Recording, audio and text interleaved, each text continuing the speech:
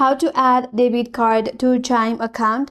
Hi everyone, this is Kiran. Welcome back to another video, and in this video we will learn how we can add debit card to your Chime account. So without further delay, let's get started with this video. First of all, you have to log in into your Chime account. For that, you can either use the Chime application or simply log in using their website, that is chime.com. And here sign in using your credential. Once you're logged in, click on the settings option, which is located in the upper right corner of the dashboard. So once you're on the settings, now within the settings menu, you have to click on linked accounts. On the linked account, tap on link a new account or add debit card depending upon the options that is available there.